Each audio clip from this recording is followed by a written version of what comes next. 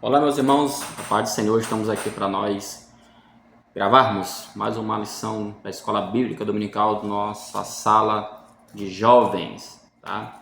Hoje estaremos estudando a lição número 3, que tem como tema Conservando os Valores e Guardando a Identidade, tá? Quero dar aqui algumas rápidas pinceladas introdutórias para você, professor da Escola Dominical, dizendo que a lição desse próximo domingo é uma lição que ela não está tão complicada, não está tão difícil, tá bom? Tem muita informação boa, uma lição muito rica. Aqui, principalmente aqui, vamos trabalhar a questão da cultura, palavras como pós-modernidade, o que mais? Cosmovisão, ensinamento, conhecimento, religião, relatividade, questão das teorias relativas, enfim.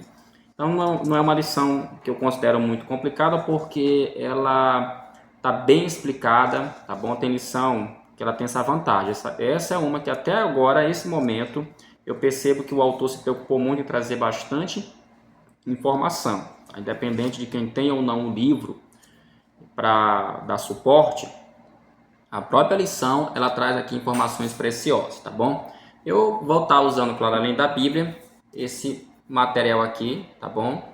Que é um da CPAD, Guia Didático, Leitor da Bíblia, de Lawrence Richard, né? O Lawrence Richard, né?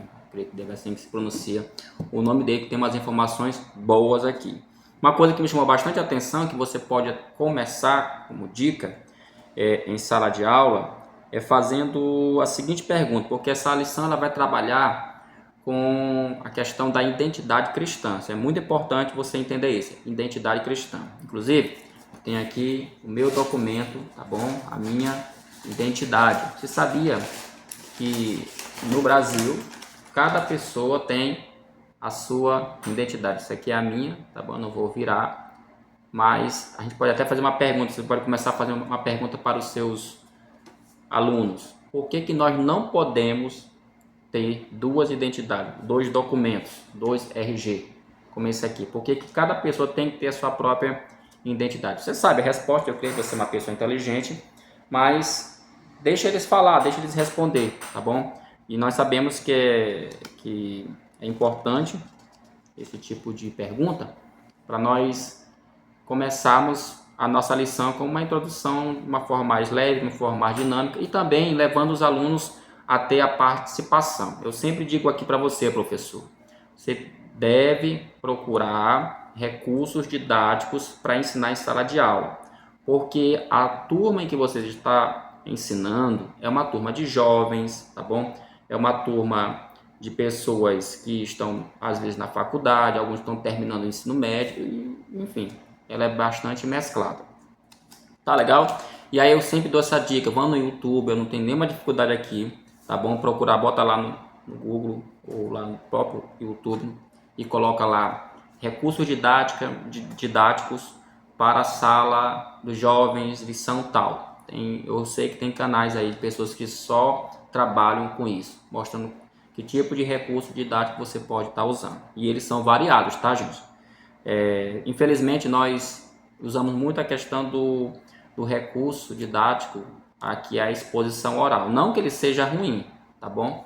Porque eu sei que tem pessoas que são muito bom nisso, muito bom mesmo na questão da exposição oral. Mas vamos à nossa lição, eu não quero passar muito tempo, tá legal? Até porque, volto a falar, eu não estou tendo condição de gravar com aqueles recursos que eu tenho usado pelo próprio computador, que eu estou aí no processo aí de mudança de casa, meus materiais estão tudo encaixotados, eu estou gravando aqui do CETAD, então meio que isso atrapalha um pouquinho, tá bom? Então vamos lá. Nossa lição, eu quero aqui destacar nossa introdução, a leitura bíblica em classe, uma leitura bastante conhecida, a leitura que em classe não, o texto bíblico é bastante conhecido, Daniel capítulo 1 do verso 3 ao 7, isso aqui você faça uma leitura, tá bom? Já foi comentado em outras aulas sobre esse texto e eu quero partir logo para a questão introdutória, tá bom?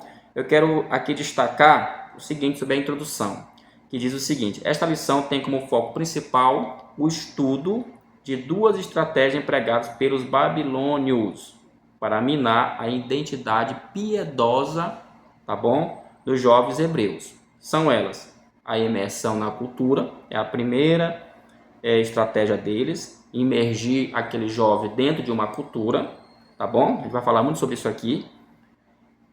A cultura e língua caldeia, bem como a mudança de seus nomes. Então, você vai ter aqui dois objetivos, dois propósitos dos babilônios. Imergir eles dentro da cultura babilônica, levando eles a, como ele fala aqui, absorver aquela cultura e também a língua, assim como também a mudança do nome deles, tá bom? Então, e também quero destacar a introdução, bem que no finalzinho, quando o autor fala assim, da doutrinação ideológica presente atualmente na educação secular. Isso aqui ele vai falar que a mesma ideia, eu posso até dizer assim, a mesma essência, o mesmo espírito que os babilônios tinham há tantos e tantos anos atrás, a gente observa hoje isso presente dentro da sociedade, tá bom?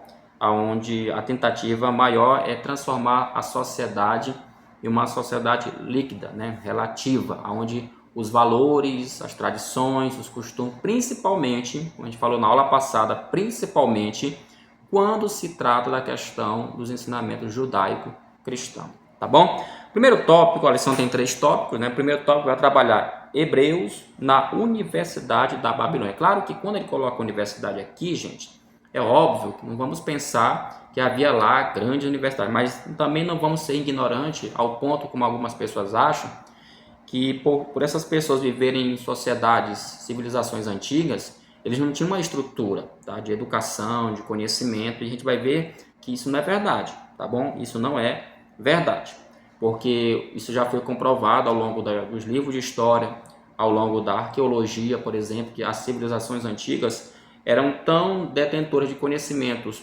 técnicos como nós somos hoje. Na verdade, nós, como alguém já disse certa vez, nós não inventamos nada, nós apenas copiamos e apenas copiamos. O primeiro tópico fala na Universidade da Babilônia, tá bom? O que nós podemos observar aqui nesse primeiro subitem? O rei, né, ele ordenou as penais, que era um oficial da corte, era uma pessoa que tinha um cargo alto, que os jovens recém-chegados deveriam ser instruídos sobre a cultura e a língua dos caldeus, ao longo de 3 anos. Observa aqui, entra aqui a questão da cultura. Qual é a cultura que ele queria que eles fossem instruídos? A cultura babilônica. Eles foram escolhidos para absorver, para aprender a questão da cultura e também aprender a língua dos caldeus ao longo de 3 anos. Não era mera generosidade. Esse método fazia parte da estratégia de Nabucodonosor. Veja, era um método. A lição vai frisar muito isso. Era uma forma aonde esse império babilônico tinha, tá bom, de trazer para si essas novas peças, digamos, esses novos talentos para incorporar o seu sistema babilônico. Porque não era interessante, gente. Não é interessante para eles, ou não era interessante, conjugando aqui no passado, não era interessante para eles ter um grupo de, por exemplo, pessoas que teriam um alto cargo dentro do escalão babilônico com um pensamento judaico, com uma cultura que não tinha nada a ver com a cultura deles. Vejam, esses jovens eles eram da cultura monoteísta. Eles estavam indo para dentro de uma cultura religiosa politeísta. Então, não é interessante eles terem esse pensamento. Eles precisam absorver a cultura babilônica, as crenças, os costumes, a tradição, para que eles pudessem, de fato, fazer parte desse sistema, desse império, desse alto escalão aí, tá bom? Então, como ele fala aqui, Nabucodonosor de incorporar os povos conquistados ao seu serviço real. Concluindo o curso de imersão, eles também teriam emprego garantido. Então, o que eu acho interessante aqui é que o texto, ele está trazendo aqui uma coisa bem importante, é que após eles passarem por todo esse processo, que ele está chamando aqui de vestibular babilônico, universidade babilônica, ele usou muitas essas palavras aqui, depois de tudo isso, eles estariam bem empregados, ganhando dinheiro, né, ganhando fama, enfim, estariam estabilizados dentro do império com muito respeito, tá bom? Então, muito semelhante, né? Muito semelhante aos dias atuais, onde algumas pessoas, principalmente a juventude, que está começando a vida, entende, né, a importância de fazer uma boa faculdade, de estudar, de agregar grandes valores para que ele possa, dentro do sistema atual, ele ter um bom emprego, tá? Ter dinheiro, ter condição material, tá bom? Tem algum problema nisso? Não, eu não vou tocar nisso porque a lição vai tratar sobre isso lá na frente. Mas nesse ponto aqui é só para mostrar qual era o objetivo de Nabucodonosor. Inclusive a lição vai até mostrar que apesar de Nabucodonosor ser um rei realmente mau, em questão assim de táticas de batalha, mas ele não era um rapaz ignorante, uma pessoa muito culta, tá bom? Muito culta, tá? No versículo aqui 17, vai falar, versículo 17, capítulo 1, vai falar que eles deveriam aprender todo tipo de ciência ali. Por isso aqui no finalzinho desse tópico fala que teriam aulas de matemática, ciência, astronomia, navegação, política, história, geografia, religião e religião certamente, ele coloca aqui. Então veja bem, eles iam para lá, eles iam estudar, isso aqui não era uma questão que eles poderiam escolher ou não. Até eu quero apontar o seguinte, muita gente vai pregar, dizer que eles não se misturaram com a cultura da Babilônia. É bom entender o que significa essa expressão. Eles não se misturaram. Se misturar foi a ideia de que eles não viveram na cultura. Se misturar foi a ideia de que eles não aprenderam nada dessa cultura. Se misturar foi o meio... É dizer que eles não se fizeram valer daquela cultura. Não é verdade, gente. Não é verdade. Até porque a gente vai ver que claramente Daniel e seus amigos... Uma das coisas que vai acontecer, o nome deles vai ser mudado. Então, isso é uma cultura babilônica. Tá? Isso aqui é um costume babilônico. Tá legal? Agora, se misturar, é a ideia de que eles entenderam que algumas situações que vão ocorrer no desenvolvimento da presença deles naquele império vão manchar, vão macular a fé judaica deles, aí é uma outra história. Tá bom? Que a gente vai já ver isso aqui daqui a pouco sobre a questão da cultura não ser demonizada. Ok? Então esse primeiro subtópico tem como objetivo, e você deve frisar bem, que ele estava ali, naquela universidade. Então eles foram para lá, era um objetivo do império, de fazer eles serem treinados, aprender aquela língua, aprender aqueles ensinamentos, e como ele fala aqui, e foi em várias áreas, tá bom? Na área da astronomia, da ciência, navegação, política, história, geografia, e claro, com toda certeza eles tiveram também aula de religião. O ensino caldeu, segundo subtópico. Do que se tratava, né? Qual era o conteúdo? O que eles ensinavam, tá, gente? Se você for fazer uma pesquisa, você vai descobrir que os babilônios estão aí marcados na história pelas suas descobertas. Inclusive, a lição vai falar sobre isso. Ele fala que os caldeus possuíam um padrão de ensino desenvolvido, como eu falei. Tem muita gente que pensa que esse pessoal era ignorante, porque eles tinham um costume ou uma cultura diferente da nossa atual. Não tem nada a ver, né? Eu já até li uma vez no livro, acho que foi um livro de arqueologia, o autor falou, claro que ele falou de uma forma, não é para a gente entender literalmente aquilo, mas hoje a gente usa, por exemplo, a palavra tablet, né? Tablet é uma palavra moderna para nós, e quando você fala de tablet, você pensa logo num eletrônico, onde esse eletrônico ali, ele é uma espécie de mini computador, digamos assim, um mini celular, mini computador, tá bom? Mas tá mais para mini computador, né? E lá na Babilônia foi encontrado várias tabinhas, né, ou tablets também, que era a ideia, qual era a ideia ali? Claro, não era eletrônico, mas ali eles copiavam, ali eles escreviam, para vocês verem que esse pessoal não é tão bobinho como alguns pensam. E a lição fala aqui, os caldeus possuem um padrão de ensino desenvolvido, foram pioneiros no estudo da astronomia e responsáveis pelo avanço da matemática. Eles também dominavam a escrita cuneiforme, usada para registrar leis, negócios e eventos históricos. Por outro lado, o ensino caldeu era impregnado de astrologia. É bom aqui nós fazer uma pequena diferença rapidinha do que é astronomia e do que é astrologia. A astronomia, tá bom? É uma ciência, é estudado até hoje, tá legal? Qual é o objetivo da astronomia? Estudar os corpos celestes. Eles que estudam o Sol, a Lua, as estrelas, etc. Tal. Então, é uma ciência, não tem nada a ver com religião. Já a astrologia, não. A astrologia, ela também estuda os corpos, só que com uma diferença. A diferença é que eles entendem que esses corpos, eles, dependendo do movimento deles, eles têm uma interferência na vida do ser humano. Tá? E aí entra para o campo do misticismo. É por isso que esse pessoal que trabalha com cartas, tarô, enfim, esse pessoal aí mais que a gente chama místico, ó, eles trabalham a astrologia, tá legal? Então, não é a mesma coisa. Então, mas tanto a astronomia como a astrologia estavam presentes dentro da Babilônia. Ele fala aqui também da matemática. Sim, os babilônios também tiveram contribuições muito importantes, tá, para a questão da matemática. Eles tinham lá a sua forma, digamos assim, a sua forma de eles contarem, como é que eles faziam as suas contagens, tá legal? E também sobre a escrita cuneiforme, tá? O que era a escrita cuneiforme? Lembra que eu acabei de falar das tabinhas? Pois é, essas tabinhas, desculpa, essas tabinhas eles faziam escrita nela. Como é que era essa escrita, seu?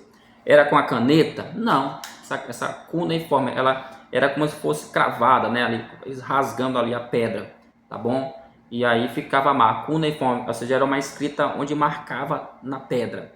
E isso foi muito usado, como eles colocam aqui, para a questão de escrever leis, negócios e eventos. Então, se hoje você tem um caderno, se você hoje tem a caneta, muito se dá também pela participação dos babilônios, né, que eles são os inventores, mas eles, de uma certa forma, são muito responsáveis, tá legal? São muito responsáveis também por essa questão da evolução da escrita. Então, gente, isso mostra que a Babilônia, ou os caldeus aqui, eles tinham realmente muita competência, muito a dar na questão da ciência, ok? Ó, só que ele coloca uma coisa aqui importante, que esses ensinos, eles estavam impregnados de ensinamentos, inclusive da astrologia, magos, encantamento, porque era normal, gente. Tudo esses povos, como a Babilônia, o próprio Egito, tá? Até o próprio Israel, a sua vida, o dia a dia está muito relacionado com a religião, com a crença religiosa deles, tá bom? Ainda dentro aqui eles usam aqui uma palavra aqui interessante. Qual era o risco desses jovens que estavam nessa universidade?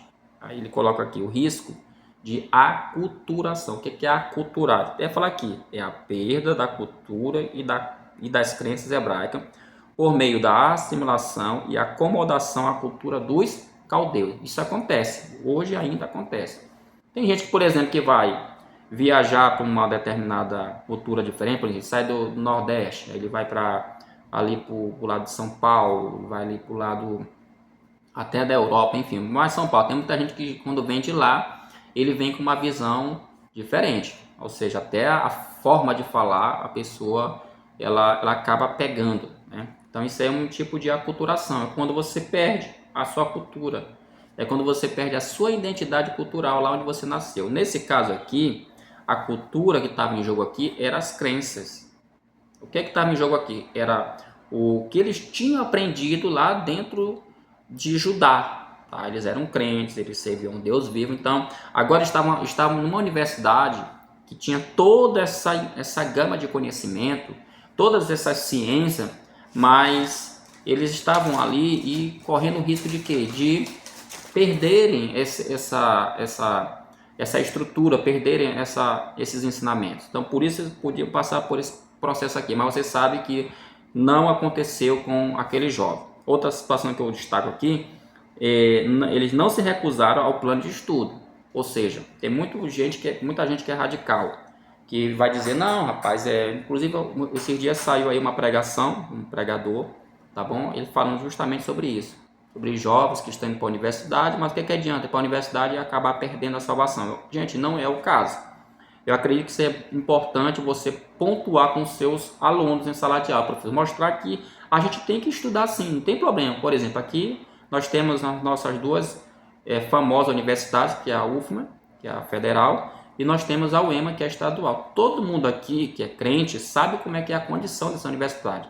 Mas não é por isso que eu não vou incentivar os meus filhos a fazerem vestibular e ir para a universidade, até porque eles têm que ir, tá? Então, o que a gente aprende aqui com esse jovem? Que é possível a gente estar dentro de uma universidade, ainda que ela não corrobore, não seja igual a nós nos pensamentos, ideias tipo judaico-cristão, família, esses temas que nós defendemos, mas não tem como você fugir de que eles podem sim nos ensinar muita coisa, tá bom? Então, nada disso.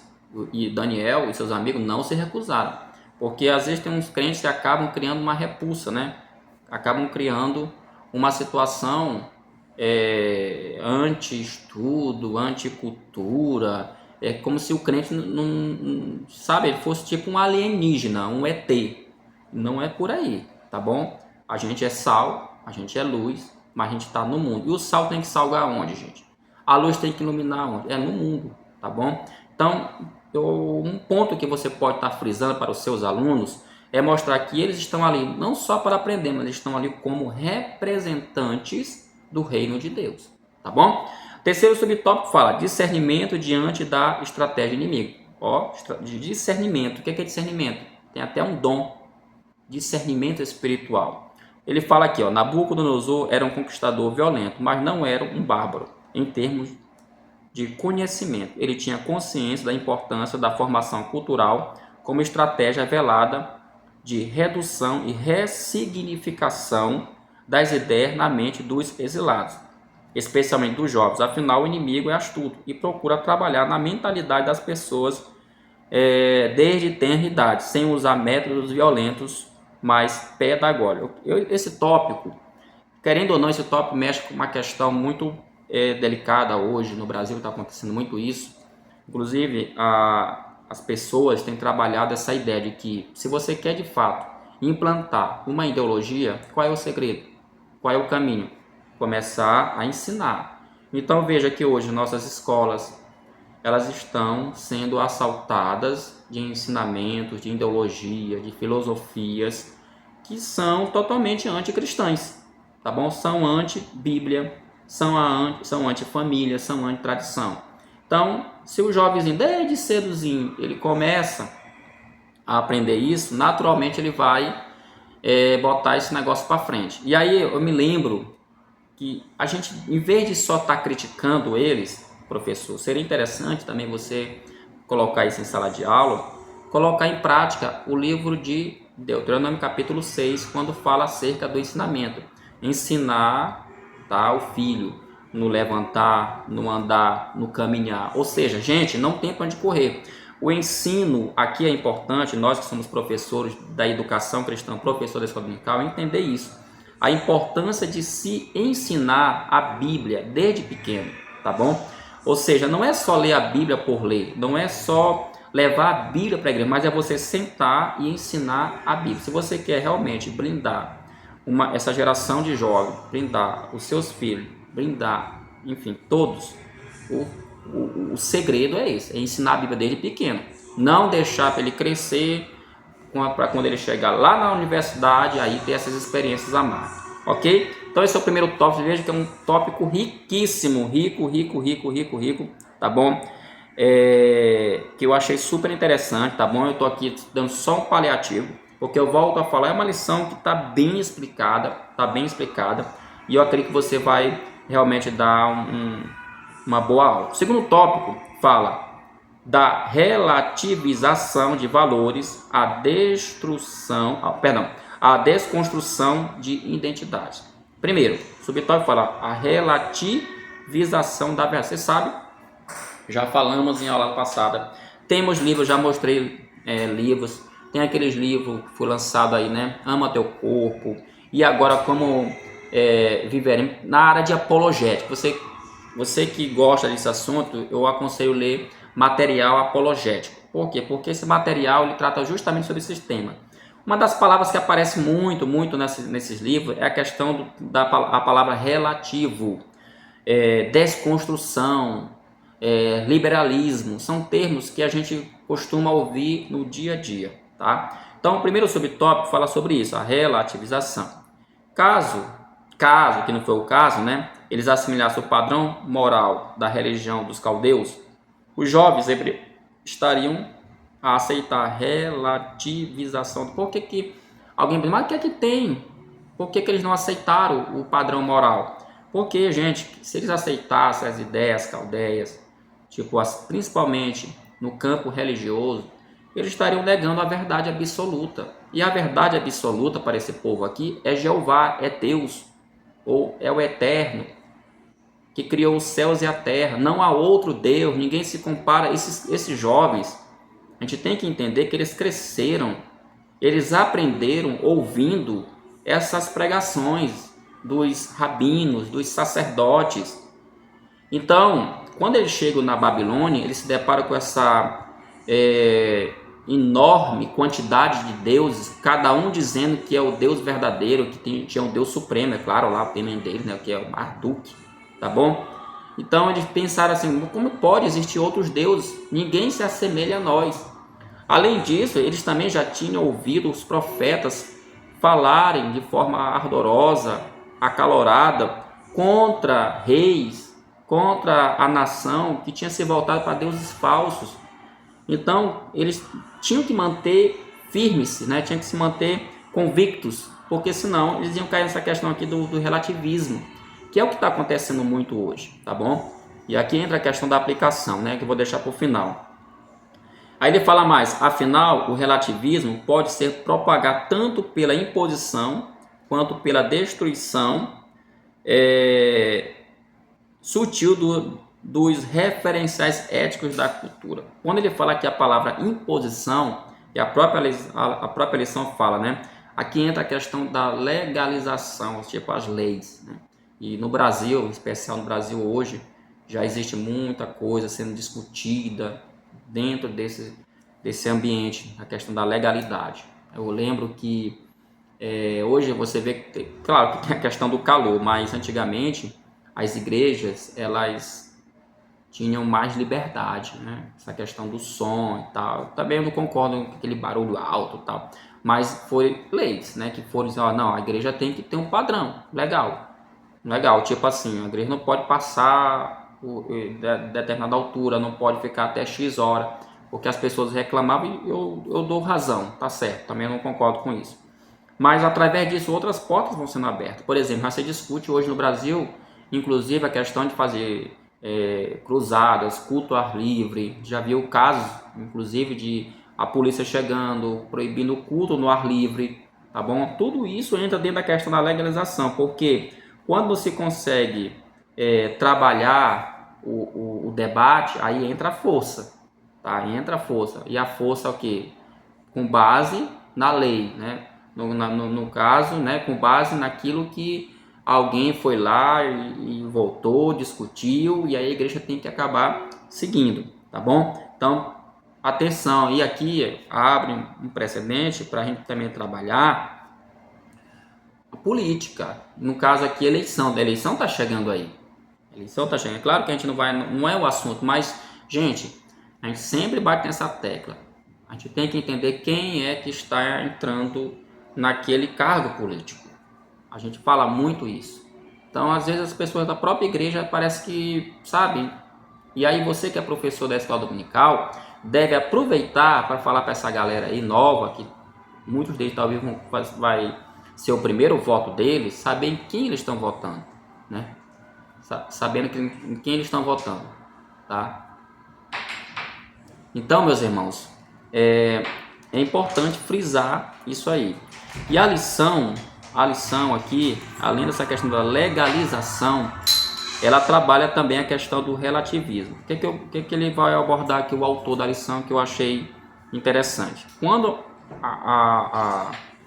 o relativismo, que é para ser uma coisa assim, do discurso, do debate, como eles falam, é tudo muito bonito, né? Para dizer que é tudo muito bonito. Mas quando eles não conseguem levar o assunto para o debate, para a discussão, aí vem a imposição, tá bom? Vem a imposição através das leis, como eu já falei. Hoje, inclusive no Brasil, já existem algumas leis que vêm tentando prejudicar a ação da igreja na sociedade. Ó, recentemente, vocês são sabedores, tem até uma discussão aí sobre a proibição da evangelização dentro dos presídios, tá bom? Então, tudo isso tem uma situação por trás de alguém que não gosta do evangelho, que não gosta da Bíblia. Que eu sempre pergunto, o que é a Bíblia, né? Uma palavra de Deus, que mal ela pode fazer com o ser humano? Então eles pregam muito a questão, por exemplo, do debate, eles pregam muito isso, né? Mas quando é para aceitar o outro lado, a gente percebe que isso não é bem verdade, tá bom? Outra palavra que ele vai usar aqui nesse subtópico é a palavra modernidade líquida. Já teve uma lição, tá? Teve uma lição que nós trabalhamos sobre isso, a questão de modernidade líquida. Uma lição, acho que foi dos adultos, foi muito falado sobre isso. Essa frase, né? Essa frasezinha. ela é de origem de um pensador, um sociólogo polonês, né, Zygmunt Bauer, né? Ele é que é o criador dessa frase. Esse pessoal aí, professor, que está terminando o ensino médio, alguns talvez está até na faculdade, principalmente esses que fazem esses cursos de filosofia, que fazem cursos nessa área aí de assistente social, enfim, esse pessoal com certeza tem contato com esses pensadores. E essa frase, ela é exatamente tudo que acabou de falar aqui. O que ela quer dizer? Sociedade líquida, ou seja, em outras palavras, não existe algo absoluto, não existe algo concreto. Então veja que isso é muito discutido hoje. Existe uma verdade absoluta, a gente pode seguir, então isso hoje é muito discutido, tá bom? Por isso que você está vendo que o mundo está como está, porque não existe um ponto mais de partida de discussão.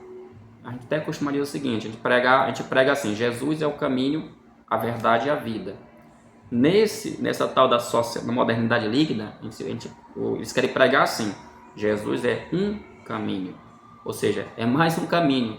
Outra religião, tipo o budismo é um caminho, o judaísmo é um caminho, tá? O hinduísmo é um caminho, não importa qual é a religião, o importante é você realmente sentir paz, é você se sentir bem. Hoje, isso é até engraçado, né? Hoje a religião está muito dentro dessa questão do sentimento. É como a pessoa se sente. Se ela está num ambiente, ela se sente bem, ela tem a tal da paz. Aí quando você puxa para dentro da Bíblia, que não é assim, aí não, você é uma pessoa fechada, você é muito radical, você não se encaixa dentro dessa sociedade, que é exatamente onde mais o grupo que mais é afetado por isso é o grupo dos jovens, ok? Segundo subtópico, ele vai falar sobre desconstruir identidades. O que é que ele fez para desconstruir essa identidade aqui? Tá? Acho que o terceiro tópico vai falar melhor sobre isso. Mas uma das coisas que ele vai fazer para desconstruir essa identidade, como nós já vimos aqui, é levar eles a estudar, a ter o conhecimento, tá bom? Ao conhecimento da cultura, da religião, da política, porque como eu falei, não era interessante eles terem na corte da Babilônia, o império da época, de alta elite, digamos assim, ter pessoas com pensamento que não tinha nada a ver com a cultura babilônica. Só que para isso eles precisavam desconstruir, que é uma outra palavrinha muito em voga, ou seja, atual, que a gente ouve muito falar nisso, desconstrução.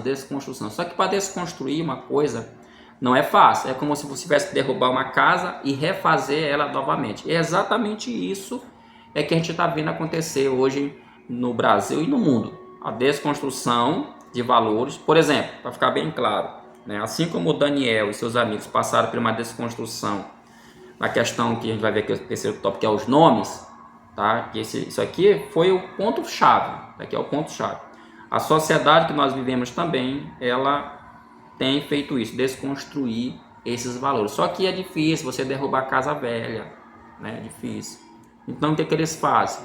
Como já foi falado também sobre o tópico, essa desconstrução, ela começa com os mais novos, os jovens, os adolescentes, as crianças, na escola. É ali que começa toda essa desconstrução, ou seja, eles são, digamos assim, o carro, né? Eles são aqueles que levam a informação para dentro de casa. E aí o terceiro subtópico vai falar sobre os novos nomes, a mesma identidade, tá bom? E como foi falado na primeira lição, dessa lição aqui, Babilônia era uma cidade onde eles não adoravam apenas um Deus. Tinha um Deus supremo, que é o Deus Marduk, é o Deus criador de todas as coisas, mas tinham vários outros deuses, vários, para cada situação, assim como foi no Egito, assim como era na Babilônia, assim como foi na Síria, enfim, toda a civilização, toda a potência, Roma, Grécia, enfim, todas essas civilizações tinham lá o seu panteão de deuses, tá? Diferentemente dos judeus que tinha apenas um Deus, tá legal? E como eu falei, o bom dessa lição é que está bem explicado isso aqui. Aqui não tem mistério. Você só precisa entender um pouquinho por que tem essa mudança de nome. Porque, por exemplo, Daniel não quis, com seus amigos, comer da mesa do rei.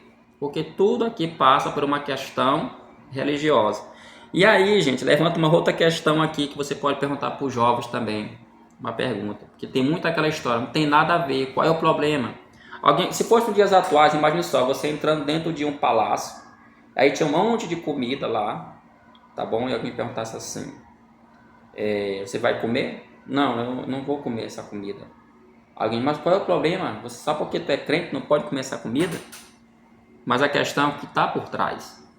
É bom lembrar sempre isso, é o que está por trás.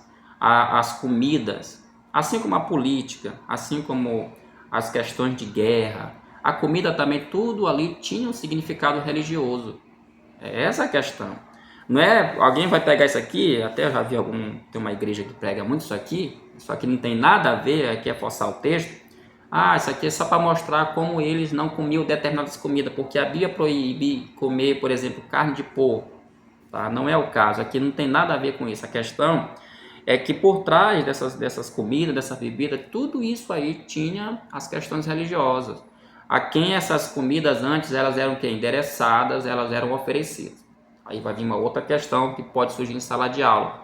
O professor dando aula e o aluno pergunta, mas Paulo falou que é para comer de tudo no mercado, professor. Porque vai entrar aí uma outra questão que é a cidade de Corinto, né? A cidade de Corinto é uma cidade também que, de uma certa forma, tem semelhança isso aqui. E a briga lá era porque os crentes, os cristãos estavam indo para a feira, digamos assim, comprando carne lá, que essa carne era uma sobra que vinha lá do templo da deusa lá, e eles vendiam na feira, então era uma carne sacrificada a ídolos. Então aí levantou-se essa questão. Mas, gente, são duas coisas diferentes. Vejam bem, aqui nós estamos falando de uma fé judaica. Eles não têm esse contato ainda, digamos assim, com a revelação da graça. Não tem isso. Então, para aquele momento, a fé deles passava por isso aqui. Por isso eles mantiveram essas convicções aqui também. Lá na casa de Corinto, lá na carta lá aos Coríntios, já é diferente. Tem uma situação que é completamente diferente. Os cristãos que tinham se convertido, que vinham do judaísmo, queriam o quê? Submeter os irmãos novos convertidos, que eram gentios, a uma situação, tá, cultural igual a deles, proibindo eles de comer isso, fazer aquilo. E aí Paulo tem que desatar esse nó lá. Então são situações diferentes. E para nós, como é que eu aplico isso aqui para nós? Bem, aí sempre é o mais difícil é a aplicação. Eu sempre costumo dizer, cada um tem a sua opinião com relação à aplicação, que a gente precisa analisar o contexto em que a palavra está sendo pregada. A gente tem que analisar o texto onde a coisa está sendo pregada. Por exemplo, nos países árabes dizem, alguns que, por exemplo, em alguns lugares lá, café é pecado. No Brasil, pensa, deixa eu falar para um brasileiro que café é pecado. É até uma ofensa, né? Até uma ofensa, porque o brasileiro gosta muito de café. Muito mais café. Então, para nós aqui não é pecado. Mas se eu chego para fazer missões lá nesse lugar, que é pecado tomar café, eu vou tomar café? Então, eu não vou tomar café. Porque não é porque eu acho que seja pecado, mas é porque eu estou respeitando aquele ambiente cultural. Entendeu? Então, tem essas questões que precisam ser pontuadas, tá? Para não confundir. Ó, aqui uma situação aqui, ó. Sobre essa questão aqui dos nomes. Ele fala aqui, o próprio nome de Nabucodonosor era uma referência às divindades pagãs. Na língua acadiana, ele vai dizer aqui na lição, Nabu Kadorri Ussu, significa Nabu é o meu protetor. Quem era Nabu? Nabu era um deus da Babilônia. Eu até anotei aqui, deus da escrita e da sabedoria. Esse Nabu era filho do deus lá, Marduk. Então o nome Nabucodonosor tem origem aqui desse deus, o deus Nabu, que era o responsável pelo deus da escrita e da sabedoria. Talvez por isso eu não estou dizendo que é por causa do deus lá, mas assim como no judaísmo o nome tinha um significado que falava do caráter, que falava das suas crenças, que falava enfim, aqui também não é diferente. Aí começa com isso, Daniel, aí vai falar dos nomes do jovem. Daniel significa, veja, no judaísmo, Deus é meu juiz. Ele recebe o nome de Beltesazar, que vai significar Bel, protege o rei. Aí vem Hananias, ou Ananias, a gente pronuncia mais aqui, enfim. Ananias, no judaísmo, Deus é gracioso. Aí ele passa a ter o nome de Sadraque, significa iluminado pelo sol. Aí vem o Misael, significa quem é como Deus. Aí ele vai ser chamado de Mesaque, aquele que pertence à deusa Sesaque. Aí vem Azarias, significa Deus ajuda. e recebe o nome de Abednego, que significa servo do Deus negro. Embora não pudesse impedir tal mudança, isso não fez a menor diferença em suas vidas. A forma como passaram a ser chamados não entrou em seus corações. Olha que lição, cara. Isso aqui eu acho bonito. Eles mudaram. Tá, eu não posso. Tipo assim, a gente não pode. Mas tipo assim, aquelas ideias, porque meu nome agora, por exemplo, Daniel, significa Deus é o meu juiz. Aí ele recebe o nome de Beltesazar. Bel protege o rei. Isso para ele não fez a menor, porque Daniel tinha a crença. Daniel estava afirmado, ele entendia que esse Deus aqui não valia de nada.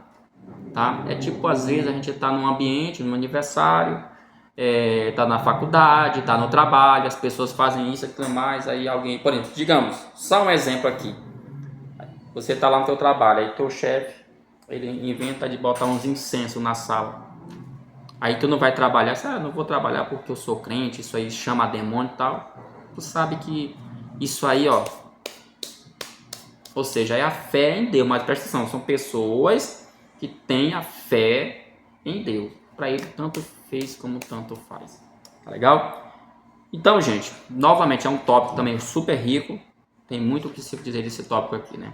E para fechar a lição, nós temos o ensino para hoje. Aqui é praticamente a aplicação, né, da lição. Já falei um pouco que você pode estar aplicando em sala de aula. Primeiro, fidelidade nas escolas e universidades, né? E ele vai falar aqui uma coisa nesse subtópico, o seguinte, que eu achei bem interessante, bem aqui, ó. A educação secular encontra-se igualmente carregada de ideologias nocivas. Esse é fato, que procuram suplantar a educação clássica e os valores cristãos, valendo-se de pensadores secularistas, agnósticos, ateus e alinhados a ideologias anticristãs. Muitos professores fazem uso de um ensino relativista, tá? Então, essa é a realidade do teu aluno que tá, você que é professor sabe disso, tá bom? Não tem o que fazer, a gente tem que estudar, a gente tem que botar nossos filhos, botar as pessoas, né, que nós amamos na escola, tem que aprender. A não ser que você venha, como é que eu poderia dizer, aderir à modalidade de educação em casa. Tem pais que têm brigado no Brasil aí na justiça para ter, né, o direito de educar. E eu acho que até pode, não estou bem certo, mas parece que até pode educar. Mas eu não acho legal porque aqui, irmãos, quando se trata de educação, é bom lembrar que educação, no caso aqui, não é educação que a gente aprende dentro de casa, tá? Porque como eu costumo dizer, com base aí nos teóricos, educação a gente aprende em casa. Porque é em casa que o papai, que a mamãe nos ensina, por exemplo, a ser educados, a não roubar as coisas dos outros, né? A não falar palavrão, a saber a hora de falar, respeitar os mais, isso aí você aprende em casa. Na escola, a gente aprende questões cognitivas, enfim. Mas a questão da escola, ela não é só para aprender questões cognitivas. Tem a questão também do relacionamento, que eu acho importante. A gente aprende um com o outro. Eu seria hipócrita aqui em dizer que a gente não aprende, a gente aprende com o outro. Na troca de ideias, tá bom? Na troca de conhecimento, de experiência. O ambiente escolar também, a estrutura escolar também, querendo ou não, é uma fonte também de aprendizado, de conhecimento. Tá legal? Agora, cabe que o aluno ele ter a ciência, ele ter o discernimento de entender quando o professor ele está ali carregado isso aqui, como ele colocou aqui, ó. O que é um professor secularista? Um professor que não crê em religião nenhuma. Para ele, a sociedade ela tem que se desenvolver, ela tem que crescer sem interferência religiosa, tá bom? O que é um agnóstico? Um agnóstico, o que é uma pessoa agnóstica, gente? Agnóstico é aquele que ele nega o conhecimento da seguinte forma. Por exemplo, ele não vai dizer assim, ó, se eu perguntar para um agnóstico, Deus existe? Ele vai falar assim, rapaz, Deus, ele existe, mas não tem como eu provar a existência dele, entendeu? Isso é um agnóstico, tá bom? O ateu é aquele que nega, né? Então, enfim, são todos esses pensamentos, eles são perigosos, porque todos eles estão alinhados com ideologias anticristãs. Então, o aluno, o cristão, aluno, ele está lá nessa Babilônia, ele está lá aprendendo de boa. O professor, por exemplo, está falando lá sobre ideologia de gênero. Ah, beleza, ele está falando. Fazer o quê? A opinião dele. Ele está dizendo lá que, tipo, a ideologia de gênero é uma questão científica. Hoje, você que está estudando biologia, tu sabe que não é científica. Tu sabe que não tem como comprovar. Então, mas se ele está falando, eu estou aqui. Beleza. Se aquilo dali não vai interferir nada na minha fé, ele fala o que ele bem entender. A liberdade. Não é liberdade? Bom, cada um tem a sua liberdade. Então, basicamente é isso. Agora, o ruim é quando o aluno ele vai para a faculdade e aí ele deixa esses caras entrar na mente dele e aí muda tudo assim, tá bom? Então, é muito perigoso. Só que se você, como a lição vai colocar, for, digamos, chamado, se você for uma pessoa que foi designada a responder, tem que entrar 1 Pedro 3,15. Leia isso aqui em sala de aula. Eu estava na sala e aí o professor ele pediu que eu desse uma explicação por que eu não acredito na ideologia de gênero. Por que eu não acredito, por exemplo, na união homoafetiva. Por que eu não acredito, por exemplo, como foi agora, está sendo muito debatido, que é o tema atual, na legalização, por exemplo, das drogas ou da maconha. Por que eu não acredito na legalização do aborto? Aí você tem que entrar, como Pedro, explicar a esperança, usar a mesma Bíblia. Aí se o professor disser assim, mas aí isso aí eu acho que está errado e não é assim, bem, professor ou professora. Eu estou dando uma explicação com base na Bíblia. Se a senhora acredita ou se o senhor acredita na Bíblia ou não, aí já é uma outra história. Até porque a gente não tem como obrigar as pessoas a acreditar naquilo que elas não querem acreditar. Beleza?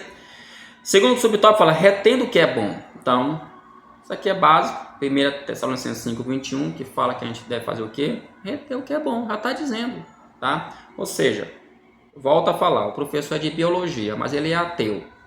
Tá bom? Ele está ensinando biologia, ok. Tudo que ele fala tá dentro da ciência, tá dentro do padrão, ok. Quando ele começar a falar sobre coisas que não tem nada a ver com a ciência, com a biologia, eu descarto, jogo fora. Eu amasso como um papel e jogo fora. Simples assim.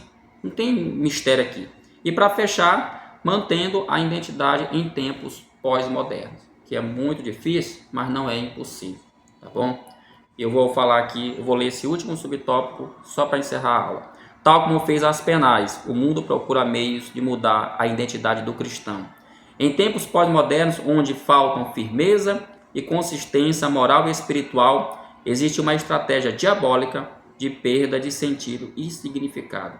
O espírito desta época procura seduzir os crentes da desnecessidade de uma identidade própria, dada por Deus. Tratando isso como algo ultrapassado, o mundo fala em abrir a mente, está entre aspas, flexibilizar, está entre aspas, as convicções e desconstruir as tradições arcaicas. Em cada área da vida se percebe a estratégia de mudar de nomes. A ideologia de gênero procura destruir a identidade sexual. O sincretismo busca acabar com a identidade religiosa. O relativismo se propõe a desfazer a identidade moral. Como nunca, a forma de proceder dos jovens hebreus serve como modelo de bravura e resistência aos ímpetos de destruição identitária. Podem até mudar o nosso nome, mas não conseguem mudar quem somos, cristãos, aqueles que creem e vivem em Cristo. Ok, gente? Lição top, muito boa, tá legal? Desejo a você uma boa sorte, tá legal? Estude, faça suas anotações, volta a dizer, a lição tá bem explicada, tá bem prática ela.